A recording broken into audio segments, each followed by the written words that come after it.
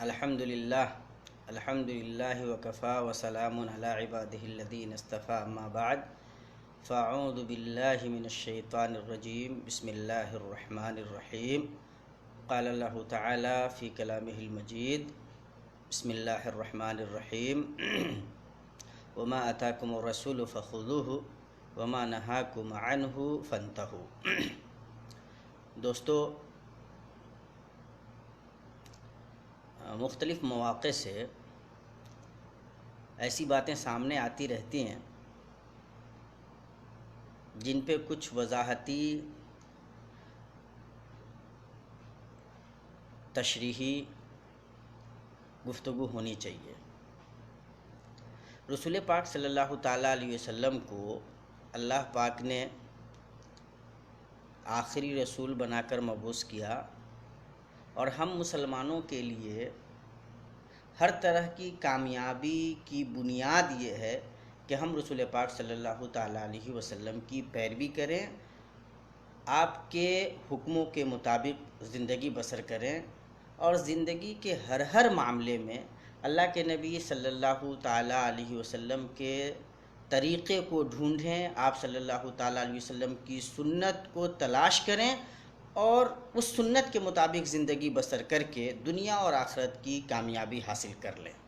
یہ بنیادی طور پہ رسول پاک صلی اللہ تعالیٰ علیہ وسلم کی بعثت کا مقصد اور ہم مسلمانوں کی رسول پاک صلی اللہ تعالیٰ علیہ وسلم کی رسالت کے تئیں ذمہ داری ہے۔ اللہ تبارک و تعالیٰ نے قرآن حکیم میں مختلف پیرائے میں اللہ کے نبی صلی اللہ علیہ وسلم کی اس حیثیت کو بہت ہی منظم طریقے سے واضح کیا ہے۔ اللہ فرماتا ہے جو رسول پاک صلی اللہ علیہ وسلم تمہیں دیتے ہیں لے لو، اور جن چیزوں سے روکتے ہیں ان سے رک جاؤ۔ قرآن کریم کے الفاظ پہ اگر غور کیجئے تو اللہ فرماتا ہے اطیعوا اللہ ورسولہ ولا تنازعوا فتفشلوا وتذہب ریحکم۔ دیکھو، اللہ تبارک و تعالیٰ کی اطاعت کرو، رسول پاک صلی اللہ علیہ وسلم کی پیروی کرو، اور آپس میں جھگڑو نہیں، ورنہ تم ناکام ہو جاؤ گے، نامراد ہو جاؤ گے، اور تمہاری ہوا اکھڑ جائے گی۔ رسول پاک صلی اللہ تعالیٰ علیہ وسلم کو بحیثیت رسول دیکھنے کی ذمہ داری ہم مسلمانوں کی ہے، اور اس کا مطلب یہ ہے کہ زندگی کے ہر معاملے میں، عبادت کا معاملہ ہو تب، معاملات کا معاملہ ہو تب، خرید و فروخت کا معاملہ ہو تب، یا زندگی سے جڑا ہوا کوئی بھی معاملہ ہو، اس معاملے میں ہمیں یہ تلاش کرنا ہے کہ رسول پاک صلی اللہ تعالیٰ علیہ وسلم کا اسوہ کیا ہے۔ اب اس تمہید کو ذہن میں رکھیے، اور پھر رسول پاک صلی اللہ تعالیٰ علیہ وسلم کو مختلف ان مسائل کے درمیان رکھ کر سوچئے جو عام طور سے ہمارے یہاں اختلافات کا باعث بنا رہتا ہے۔ ان مسائل کے بارے میں غور کیجئے جن کو لے کر کئی طرح کی باتیں عام طور پہ ہوتی رہتی ہیں۔ میں مثال دیتا ہوں آپ کو۔ پچھلے چند سالوں میں 3 طلاق کو لے کر ایک معاملہ بنا۔ اس موقع سے یہ بات سامنے آئی کہ انڈین گورنمنٹ ایک خاص پس منظر میں اور خاص مقصد کے تحت مسلمانوں کے درمیان کے ایک اختلافی مسئلے کو ہوا دے رہی ہے، وہ مسلمانوں کو بیوقوف بنانا چاہتی ہے۔ آپ اگر غور کریں گے تو آپ کو پتہ چلے گا کہ جو مذہبی جماعتیں ہیں ہماری، انہوں نے بھی اس چیز کو سمجھا، اور اس لیول پہ ان کا موقف بھی یہی رہا کہ مسلمانوں کی اکثریت جو سوچتی ہے اس کو مانا جائے، اسی کو انڈورس کیا جائے، اور اسی کے مطابق اس پوری لڑائی کو آگے بڑھایا جائے۔ لیکن اس کا یہ قطعاً مطلب نہیں تھا کہ آدمی قرآن و سنت کی روشنی میں جس موقف کو درست سمجھ رہا ہے اس موقف سے اپنے آپ کو الگ کر لے، مداہنت برتے۔ طلاق ثلاثہ کے مسئلے میں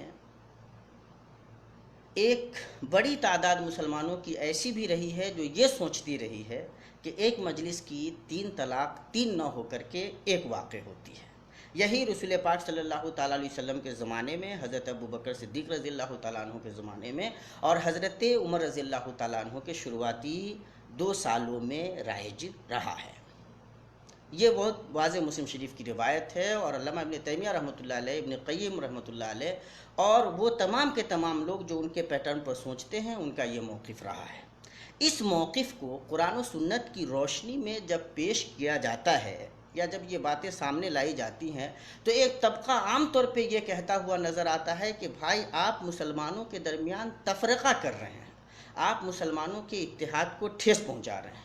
جبکہ یہ ایک بالکل ہی نادرست بات ہے، ایک بالکل ہی غلط بات ہے۔ ہم جب قرآن و سنت کی روشنی میں مسائل کو چھانتے پھٹکتے ہیں، جائزہ لیتے ہیں دلائل کا، اور اس کی روشنی میں یہ دیکھنے کی کوشش کرتے ہیں کہ رسول پاک صلی اللہ تعالیٰ علیہ وسلم کا اسوہ کیا ہے، تو یہ کبھی بھی تفریق بین المسلمین کی کوشش نہیں ہے، یہ اللہ کے نبی صلی اللہ تعالیٰ علیہ وسلم کی سنت پہ عمل کرنے کا جذبہ ہے، اور یہ جذبہ جتنا زیادہ اچھا ہو اتنا زیادہ اچھی بات ہے، اور اس جذبے کو نہ صرف یہ کہ سالم رکھنا چاہیے بلکہ آگے بڑھانے کی کوشش کرنی چاہیے۔ اس پورے مرحلے پہ اگر غور کیجئے تو یہ جو سوچنے کا جذبہ ہے کہ بھائی جو ایک اسٹیریوٹائپ بنا ہوا ہے، ایک ٹریڈیشن ہے، ایک بڑی تعداد ہے مسلمانوں کی جو اس طرح سے سوچتی ہے یا ایک خاص پس منظر میں اس طرح عمل کرتی ہے، تو بس اس کو اب کسی طرح ٹچ نہ کیا جائے، دلائل کا جائزہ نہ لیا جائے، رسول پاک صلی اللہ علیہ وسلم کی احادیث کو کھنگالا نہ جائے، قرآن حکیم کی آیتوں پہ غور نہ کیا جائے، یہ اس حد تک مضبوط ہے کہ ہمارے ایک عالم دین پارلیمنٹ میں جب اس ایشو پہ بولنے کے لیے کھڑے ہوتے ہیں تو جو ایک دوسرا موقف ہے اس موقف کو نہ صرف یہ کہ ماننے سے انکار کرتے ہیں بلکہ اس موقف کے ماننے والے لوگوں پر ایک عجیب و غریب قسم کا الزام لگا دیتے ہیں، اور وہ ہم تمام لوگ اس سے واقف ہیں۔ کہنے کا مطلب یہ ہے کہ رسول پاک صلی اللہ تعالیٰ علیہ وسلم کی سنت پر عمل کرنا ہر ایک مسلمان کی بنیادی ذمہ داری ہے، وہ زندگی کے چاہے جس معاملے سے تعلق رکھتا ہو۔ حکومتی سطح پہ، سیاسی لیول پہ، پولیٹیکلی کبھی کبھی ایسا ہو سکتا ہے کہ آپ حالات کے پیش نظر ایک موقف اپنا لیں تاکہ گریٹر لیول پر کوئی بڑا نقصان نہیں ہو، یہ دوسری بات ہے، لیکن فکر و نظر کی بنیاد پہ عملی زندگی میں رسول پاک صلی اللہ تعالیٰ علیہ وسلم کی مطابقت و پیروی، آپ صلی اللہ علیہ وسلم کے مطابق چلنا، یہ ہر مسلمان کا بنیادی فریضہ ہونا چاہیے اور اس کی کوشش ہوتی رہنی چاہیے۔ اس کوشش پہ قدغن لگانا یا اس کو مختلف انداز میں کہ ایک طبقہ ہے جو مسلمانوں کو کمزور کرنا چاہتا ہے یا حدیثوں کا اور بخاری شریف کا اور اس کا سہارا لے کر کے مسلمانوں کی یونٹی کو بھسم کرنا چاہ رہا ہے، تو یہ دراصل بہت ہی افسوسناک رویہ ہے، اور سمجھدار مسلمانوں کو اس رویے کے خلاف جانا چاہیے، اس پہ باضابطہ انکار کرنا چاہیے، یہ اچھی روش نہیں ہے۔ ابھی ایک اور ایشو اپنے یہاں گرم ہوتا ہوا نظر آیا جب بات آئی کہ بھائی کچھ خواتین سپریم کورٹ میں جا کر کے ایک مقدمہ دائر کر رہی ہیں کہ مسلم خواتین کو مسجد میں آنے کی اجازت دی جائے۔ پہلی مرتبہ جب ہمیں یہ بات معلوم ہوئی تو ہمیں بڑا عجیب لگا کہ بھائی یہ عجیب و غریب مطالبہ، اسلام نے کب منع کیا ہے؟ اسلام نے کب کہا ہے کہ مسجدیں صرف مردوں کے لیے ہیں؟ وَأَنَّ الْمَسَاجِدَ لِلَّهِ فَلَا تَدْعُوا مَعَ اللَّهِ أَحَدًا، مسجدیں اللہ تبارک و تعالیٰ کی ہیں، وہاں کسی اللہ کے علاوہ کسی اور کو نہ پکارو۔ رسول پاک صلی اللہ تعالیٰ علیہ وسلم کی حدیث ہے، لا تمنعوا مع اللہ مساجد اللہ، اللہ کی بندیوں کو اللہ کی مسجدوں سے نہ روکو، وَبُيُوتُهُنَّ خَيْرٌ لَهُنَّ، ہاں البتہ ان کا گھر ان کے لیے زیادہ بہتر ہے۔ اسی طرح اور بھی بہت ساری روایتیں ہیں، رسول پاک صلی اللہ تعالیٰ علیہ وسلم کے زمانے میں خواتین مسجدوں میں نمازیں ادا کرتی تھیں۔ اللہ کے نبی صلی اللہ تعالیٰ علیہ وسلم کی بہت واضح حدیث ہے کہ مردوں کی سب سے اچھی صف، خیر صفوف الرجال، مردوں کی سب سے اچھی صف جو ہے اولا ہننا، جو سب سے پہلے ہو وہ ہے، اور عورتوں کی سب سے اچھی صف خیر و صفوف النساء، عورتوں کی سب سے اچھی صف وہ ہے جو اخرا ہننا، جو پیچھے کی صف ہو۔ اسی طرح رسول پاک صلی اللہ تعالیٰ علیہ وسلم نمازیں بچوں کے رونے کی آواز سنتے تھے تو ہلکی کر دیتے تھے۔ اللہ کے نبی صلی اللہ تعالیٰ علیہ وسلم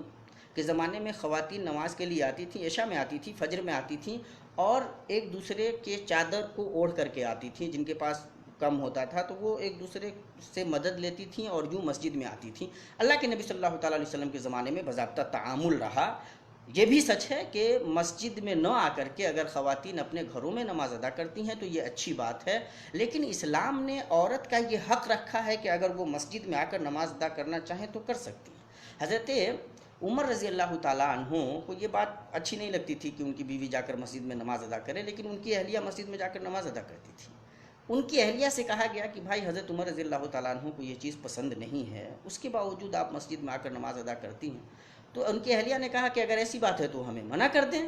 کہا گیا کہ بھائی وہ منع نہیں کر سکتے. آپ کو معلوم ہے کہ وہ منع نہیں کر سکتے. رسول پاک صلی اللہ علیہ وسلم نے منع کرنے سے منع کیا ہوا ہے, تو کوئی مسلمان کیسے منع کر سکتا ہے؟ آپ مسجد میں آ کر نماز ادا کر سکتی ہیں. اور خاص طور سے عیدین کے لیے تو کہا گیا کہ بھائی خواتین بھی آئیں, وہ خاتون بھی آئیں جو ایام سے گزر رہی ہوں, ایام حیض سے, تاکہ وہ دعاؤں میں شریک ہو سکیں, وہ جو عام خیر ہے اس خیر کا حصہ بن سکیں. سوچنے والی بات یہ ہے کہ جب یہ معاملہ سامنے آیا تو ظاہر ہے کہ ایک ڈسکورس کا حصہ بن جاتا ہے. پھر باتیں ہوتی ہیں, لوگ مسائل کھنگالنے کی کوشش کرتے ہیں, دیکھنے کی کوشش کرتے ہیں کہ قرآن و سنت میں اس سلسلے میں کیا ہدایت آئی ہے. جب یہ معاملہ سامنے آیا تو جب قرآن و سنت کو کھنگالنے کی کوشش کی گئی, اس مسئلے کو دیکھنے کی کوشش کی گئی, تو ظاہر ہے ایک طبقہ وہ تھا جس نے یہ مانا کہ نہیں, خواتین کو مسجد میں نہیں آنا چاہیے, ان سے فتنہ ہوتا ہے اور فتنے کا ڈر ہے. حضرت عائشہ صدیقہ رضی اللہ تعالیٰ عنہ کی صحیح روایت ہیں, وہ فرماتی ہیں کہ بعد کے دور میں لوگوں نے جس طرح سے تبرج, ایک کھلاپن آ گیا ہے اور یہ بڑھتا چلا جا رہا ہے, اگر رسول پاک صلی اللہ تعالیٰ علیہ وسلم ہوتے تو خواتین کو مسجد میں آنے سے منع کر دیتے. یہ حضرت عائشہ صدیقہ رضی اللہ تعالیٰ عنہ کا قول ہے, اور ظاہر ہے کہ ہم سب اس کو مانتے ہیں. ایسی بات نہیں ہے کہ ہم نکارتے ہیں کہ حضرت عائشہ نے یہ نہیں کہا. یہ بات بھی تھی, اور لوگوں نے مختلف زاویے سے کہ مسجد میں خواتین آئیں گی تو فتنے کے امکانات زیادہ ہوتے ہیں, یا جیسے اللہ کے نبی صلی اللہ علیہ وسلم نے منع فرمایا کہ اگر عورت خوشبو لگائی ہوئی ہو تو مسجد میں نہ آئے. اس طرح کی بہت ساری جو ممکنہ دلیلیں ہو سکتی ہیں اور جو کچھ عقل و خرد کی باتیں ہو سکتی ہیں, اس سے استدلال کیا گیا کہ خواتین کو مسجد نہیں آنا چاہیے. لیکن ایٹ دی سیم ٹائم ایک جو دوسرا موقف ہے, ایک جو دوسرا ڈسکورس ہے, ایک ڈسکشن ہے کہ نہیں بھائی, رسول پاک صلی اللہ علیہ وسلم کے زمانے میں خواتین باضابطہ مسجد میں آ کر نماز ادا کرتی تھیں. اللہ کے نبی صلی اللہ علیہ وسلم ان کا اتنا زیادہ خیال رکھتے تھے کہ ان کے بچے کے رونے کی آواز آتی تھی تو اللہ کے نبی صلی اللہ علیہ وسلم نماز ہلکی کر دیتے تھے. آپ صلی اللہ علیہ وسلم نے کلیئر انداز میں, بخاری شریف کی روایت ہے, لا تمنعوا مع اللہ مساجد اللہ, اللہ کی بندیوں کو مسجدوں میں آنے سے نہ روکو. بلکہ ایک دوسری حدیث کے الفاظ ہیں کہ استأذنکم, اگر تم سے تمہاری عورت نماز پڑھنے کی مسجد میں اجازت طلب کرے تو منع مت کرو. تو سمجھنے والی بات یہ ہے کہ عورتوں کے لیے ان کا گھر بہتر تو ہے, لیکن اگر وہ مسجد میں نماز ادا کرنا چاہتی ہیں تو انہیں روکا نہیں جا سکتا. یہ ڈسکورس کا حصہ بنا. اب اس پہ کچھ لوگ بڑی سمجھداری سے وہ عجیب و غریب حکمت سمجھاتے ہیں کہ حکمت کا تقاضا یہ ہے کہ ان حدیثوں کو پیش نہ کیا جائے یا یہ باتیں نہ رکھی جائیں, فتنے رونما ہوں گے. بھائی فتنے آج ہی نہیں, خاتون کو تو مستقل فتنہ کہا گیا, فاتقوا الدنیا واتقوا النساء فإن أول فتنة في بني إسرائيل كانت في النساء. دنیا سے بچو,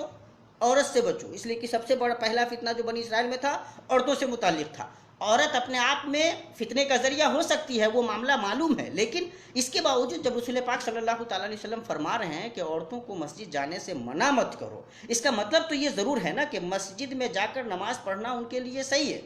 ناجائز نہیں ہے, نادرست نہیں ہے, درست ہے, ان کے لیے مشروع ہے. البتہ ان کے لیے بہتر یہ ہے کہ گھر میں نماز پڑھیں. دونوں میں فرق ہے. آپ نے مسجد جانے سے بالکل منع کر دیا, آپ نے دروازہ ہی بند کر دیا, آپ نے راستہ رکھا ہی نہیں, ایک بات ہے. اور دوسری بات یہ ہے کہ آپ نے سمجھایا کہ بھائی آپ کے لیے بہتر یہ ہے کہ آپ اپنے گھر میں ادا کیجئے. لیکن وہ اگر اصرار کریں کہ نہ ہم مسجد میں پڑھیں گے تو آپ کو انتظام کرنا پڑے گا ان کے لیے. ظاہر ہے کہ ان کے لیے بھی مسجد ہے. یہ ایک موقف رکھا گیا. اب اس پہ دو طرح کے رد عمل سامنے آئے. ایک رد عمل تھا بہت ہی نازیبا, بہت ہی غیر شائستہ, عجیب و غریب, اور ہمیں افسوس ہوتا ہے کہ جو رسول پاک صلی اللہ علیہ وسلم کو مانتے ہیں, اللہ کے نبی صلی اللہ علیہ وسلم کی سنتوں پر عمل کرنا چاہتے ہیں, وہ آخر اس طرح کا رویہ کیسے اپنا سکتے ہیں. انہوں نے عجیب و غریب باتیں لکھی کہ پھر فتنے رونما ہوں گے, آپ اپنی عورتوں کو بھیج کر دیکھو تو پھر کیا نتیجہ نکلتا ہے, اور کیا الٹی سیدھی باتیں. ایک اچھے باحیا انسان کو شرم آئے گی تو مسلمان کی بات تو دوسری ہے. جاننے والی بات یہ ہے کہ دنیا کے مختلف حصوں میں آج بھی ماشاءاللہ مسجدوں میں خواتین کے لیے انتظام ہے, اور ماشاءاللہ عورتیں جا کر کے نماز ادا کرتی ہیں, اور ظاہر آسانی سے یہ بات کہی جا سکتی ہے کہ الحمدللہ چین سکون اور ماشاءاللہ امن و امان کے ساتھ نماز ادا کر کے اپنے گھر آ جاتی ہیں. محلے میں اگر مسجد ہو اور آدمی بالعموم شوہر اگر اپنی بیوی کو لے کر کے مسجد جائے اور لے کر کے آئے تو وہاں فتنے کے امکانات کم ہو جاتے ہیں. باپ اپنی بیٹی کو لے کر کے مسجد جا رہا ہو, بھائی بہن کا رشتہ ہو اور مسجد جا رہے ہوں تو فتنے کے امکانات کم ہوتے ہیں. نماز پڑھ سکتی ہے خاتون مسجد میں جا کر کے, اور عام طور پہ جب مسجد میں خاتون کو لے جانے کی بات ہوتی ہے تو یہ تناظر سامنے ہوتا ہے. ایسا نہیں ہے کہ یہ تناظر نگاہوں سے نکل جاتا ہے. ہمیں خاص طور سے اس معاملے میں ایک تعجب اور بھی ہوا کہ جو لوگ शिद्दत के साथ खातून को मस्जिद जाने से रोकते हैं। ये लोग फिर एक बात और भी है कि तबलीग के लिए ख़वातीन को बाहर निकालते हैं। और हमें इंसाफ की बात यह है कि ये फ़लसफ़ा समझ में नहीं आया कि भाई अगर मस्जिद में खातून जाएगी तो फितना है, वो अगर तबलीग के लिए निकलेगी तो क्या फितना ख़त्म हो जाएगा? यहाँ पे कोई फितना नहीं होगा। इस पे इंसाफ की बात यह है कि हम सोच कर परेशान होते हैं, लेकिन हमें समझ में नहीं आता कि ये कौन सा ज़ाविया है। क्या वजह है कि रसूल पाक सल्लल्लाहु अलैहि वसल्लम की वाज़ेह हदीस के बावजूद हम इस शिद्दत पे उतारू हो जाते हैं। अब कुछ लोग एक दूसरे रद्द अमल के साथ सामने आए कि भाई उम्मत का सवादे जो आज़म है, सवादे आज़म यही अमल करता है कि खातून मस्जिद में नहीं आती। ऐसे में जब आप इस तरह के मसाइल सामने लाते हैं, दलीलें पेश करते हैं, अहादीस पेश करते हैं और इस डिस्कोर्स को आम करते हैं, तो जो दुश्मनाने इस्लाम है उनको मौका मिलता है और फिर वो हमारे दरमियान फूट डालने में कामयाब हो जाते हैं। भाई साहब, ऐसा नहीं है कि सिर्फ आप ही इस्लाम पढ़ते हैं, दुश्मनाने इस्लाम भी इस्लाम पढ़ते हैं।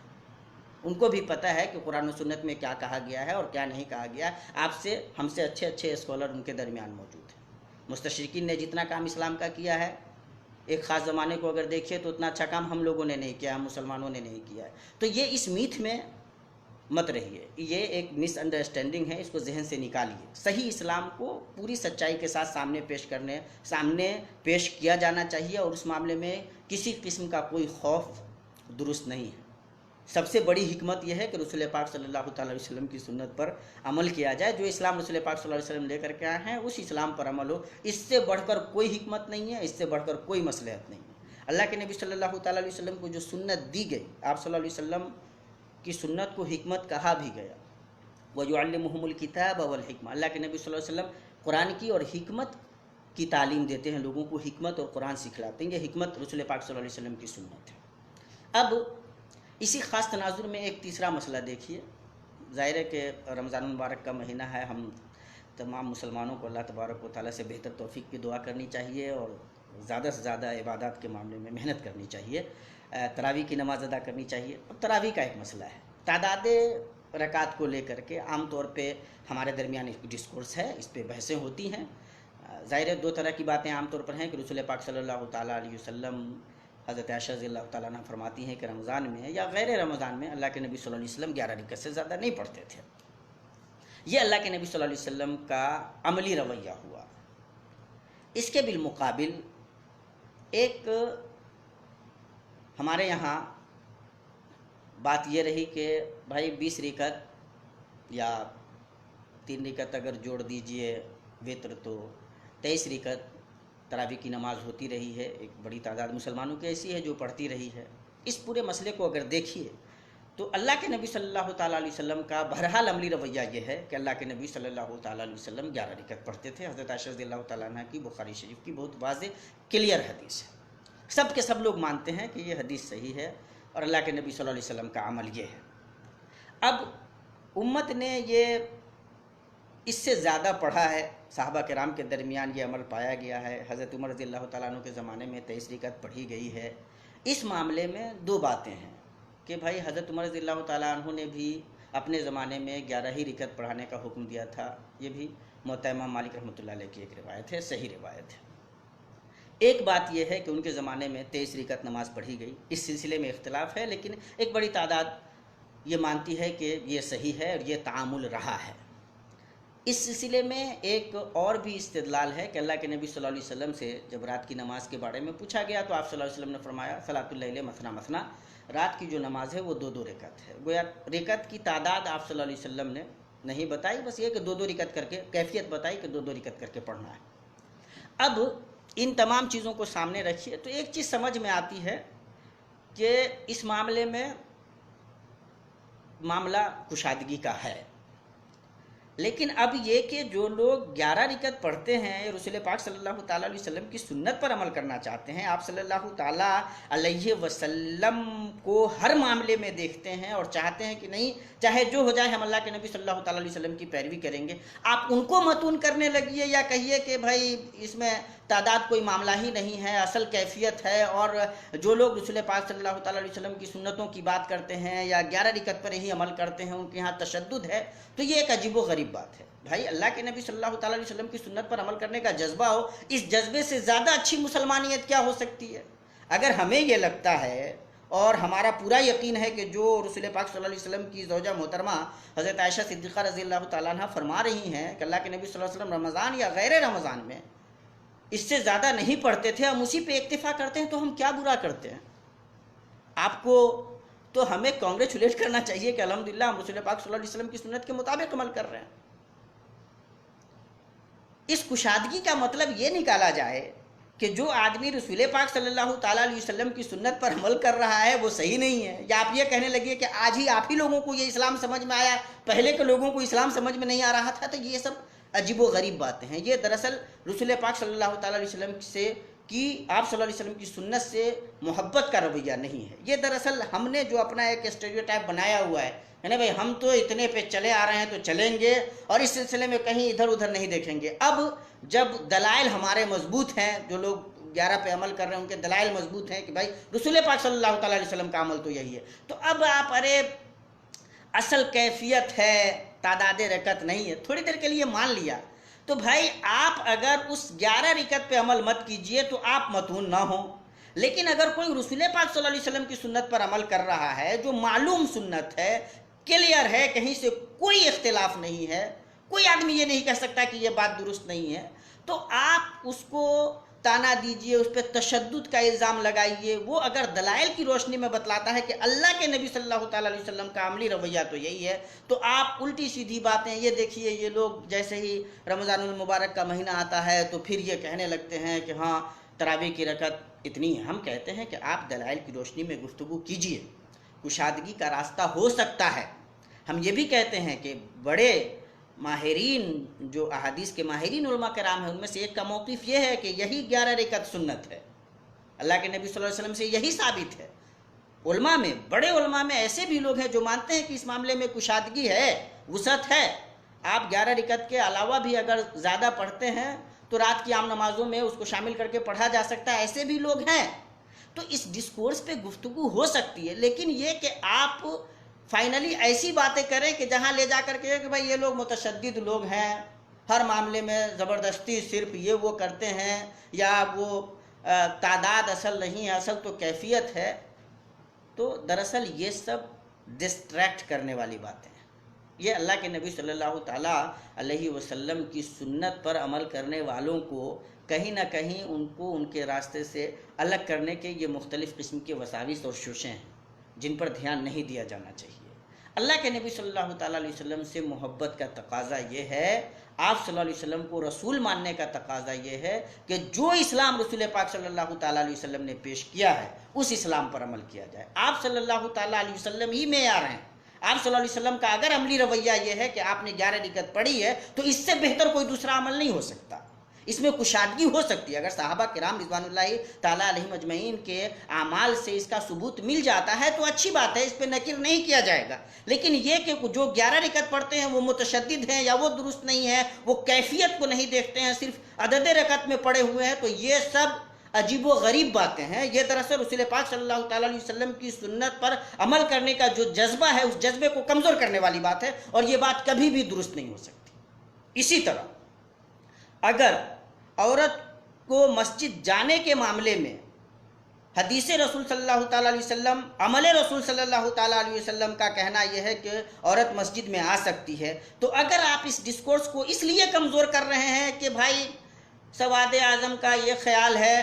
تو صرف اس لیے کوئی خیال درست نہیں ہو جائے گا کہ زیادہ تر لوگ یہ مان رہے ہیں۔ کیا وہ جو حدیثیں آئی ہیں وہ حدیثیں درست ہیں یا نہیں ہیں؟ امت ان حدیث کو کس طرح سے دیکھتی ہیں؟ کیا رسول پاک صلی اللہ تعالیٰ علیہ وسلم کے زمانے میں خواتین مسجد میں آتی تھیں یا نہیں آتی تھیں؟ ان کے آنے کا جواز ہے یا نہیں ہے؟ اس ڈسکورس پہ گفتگو کرنا کبھی بھی التفرقۃ بین المسلمین نہیں ہے، اس کو سمجھنا بہت ضروری ہے۔ اسی طرح طلاق کے معاملے میں اگر ایک موقف یہ ہے کہ اللہ کے نبی صلی اللہ تعالیٰ علیہ وسلم کے زمانے میں ایک مجلس کی 3 طلاق ایک ہوتی تھی اور اس کے لیے دلائل موجود ہیں تو ان پہ گفتگو ہو سکتی ہے، اس سلسلے میں بات کی جا سکتی ہے، یہ تفرقہ بین المسلمین نہیں ہے۔ اور پورے اسلامی تاریخ کو دیکھ لیجئے تو اس طرح کے ڈسکورس رہے ہیں۔ اس کا مطلب یہ رہا ہے کہ امت رسول پاک صلی اللہ تعالیٰ علیہ وسلم کی صحیح سنت تک پہنچنے کی لگاتار کوشش کرتی رہی ہے۔ اللہ کے نبی صلی اللہ علیہ وسلم کے دین پر، اللہ کے نبی صلی اللہ علیہ وسلم پر اترے ہوئے دین پر عمل کرنے کا جذبہ اتنا شدید رہا ہے کہ ہر معاملے میں امت اللہ کے نبی صلی اللہ تعالیٰ علیہ وسلم کی قولی، فعلی اور ہر طرح کی سنت تک پہنچنے کی کوشش کرتی رہی ہے، اور یہ ایک محمود عمل ہے۔ اپنے آپ میں یہ کوئی تفرقہ نہیں ہے،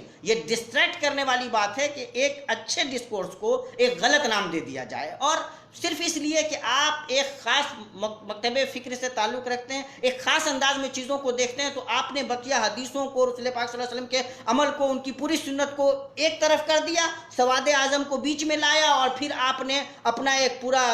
تیار کر لیا کہ بھائی اگر آپ اس کے مطابق نہیں ہے تو مسلمانوں کو آپ کہیں نہ کہیں کمزور کرنے کی کوشش کر رہے ہیں۔ تو یہ وہ رویہ نہیں ہے جس رویے کو اسلام سپورٹ کرتا ہو یا انڈورس کرتا ہو۔ نہیں، اسلام میں اس طرح کی تنگی کے لیے جگہ نہیں ہے۔ رسول پاک صلی اللہ تعالی علیہ وسلم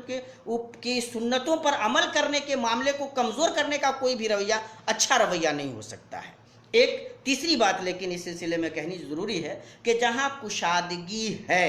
جہاں وسعت ہے، اس وسعت کو تسلیم بھی کرنا چاہیے۔ ہم یہ مانتے ہیں کہ اگر رسول پاک صلی اللہ تعالیٰ علیہ وسلم کے صحابہ سے 11 رکعت سے زیادہ پڑھنا ثابت ہے تو اس کا مطلب ہے کہ اس میں کشادگی کا راستہ نکلتا ہے، اور اس پہ بیجا تعنت، بیجا تشدد سے کام نہیں لیا جانا چاہیے۔ لیکن اس کا مطلب یہ نکال لیا جائے کہ خود رسول پاک صلی اللہ تعالیٰ علیہ وسلم کا عمل بھی وہ نہیں تھا، یا رسول پاک صلی اللہ تعالیٰ علیہ وسلم کے عمل پہ جو لوگ عمل کر رہے ہیں وہ تشدد کی راہ اختیار کیے ہوئے ہیں، یہ ایک بہت ہی غلط بات ہے۔ کہنے کا مطلب یہ ہے کہ اگر ہم رسول پاک صلی اللہ تعالیٰ علیہ وسلم کو اللہ تبارک و تعالیٰ کا بھیجا ہوا رسول مانتے ہیں، آپ کی رسالت پر ایمان رکھتے ہیں، آپ سے محبت کرتے ہیں، تو ہماری ذمہ داری ہے کہ زندگی کے ہر معاملے میں اللہ کے نبی صلی اللہ تعالیٰ علیہ وسلم کی سنت کی پیروی کریں، اور اس سے بڑھ کر کوئی بات نہیں ہو سکتی ہے۔ یہ بنیادی ایمان کا تقاضا ہے۔ اگر ہم صرف اس لیے اللہ کے نبی صلی اللہ علیہ وسلم کی سنتوں کی بیجا تعویلیں کرتے ہیں کہ ہمارے خاص پس منظر سے وہ حدیثیں ٹکراتی ہیں یا سنتیں ٹکراتی ہیں، تو ہمیں اپنے ایمان کی خیر منانی چاہیے۔ یہ اچھا رویہ نہیں ہے۔ اللہ تبارک و تعالیٰ سے دعا ہے کہ ہمیں رسول پاک صلی اللہ تعالیٰ علیہ وسلم پر کما حقہ ایمان لانے کی توفیق دے۔ اللہ کے نبی صلی اللہ تعالیٰ علیہ وسلم کو ہم نے رسول تسلیم کیا ہے، ہمارا ایمان ہے کہ اللہ کے نبی صلی اللہ علیہ وسلم اللہ کے آخری رسول ہیں، تو اس کا مطلب یہ ہے کہ زندگی کے ہر معاملے میں اسوہ بھی ہمارے لیے رسول پاک صلی اللہ تعالیٰ علیہ وسلم ہیں۔ لقد کان لکم فی رسول اللہ اسوۃ حسنہ، اللہ کے نبی صلی اللہ تعالیٰ علیہ وسلم کی زندگی ہی ہمارے لیے اسوہ ہے۔ تو زندگی کے جس معاملے میں بھی، عبادت سے تعلق ہو، معاملات سے تعلق ہو، خرید و فروخت سے تعلق ہو، عقائد سے تعلق ہو، جس سے بھی تعلق ہو، جس معاملے میں رسول پاک صلی اللہ علیہ وسلم کا کوئی نمونہ، کوئی سنت آپ کی موجود ہے، وہ ہماری رہنمائی کرتی ہے، تو اس کو لازم پکڑ لینا یہی مسلمان کی ذمہ داری ہے۔ ڈسکورس کے معاملے میں اگر وسعت موجود ہے، کشادگی موجود ہے، تو اس کشادگی کو انڈورس کیا جانا چاہیے، اس کشادگی کے مطابق سوچنے کی ضرور ہے۔ لیکن جو لوگ رسول پاک صلی اللہ تعالیٰ علیہ وسلم کی سنت پر عمل کرنا چاہتے ہیں یا کرنے پر زور دیتے ہیں، ان کو کنڈم کرنا یا ان کو کمزور کرنے کی کوشش کرنا یا ان کے بارے میں الٹی سیدھی باتیں کرنا بہرحال قرین انصاف نہیں ہے، اور نہیں گریٹر لیول پہ یہ اسلام کے فیور میں جاتا ہے۔ اقول قولی ھذا واستغفر اللہ لی ولکم ولسائر المسلمین فاستغفروہ انہ هو الغفور الرحیم، والسلام علیکم ورحمۃ اللہ وبرکاتہ۔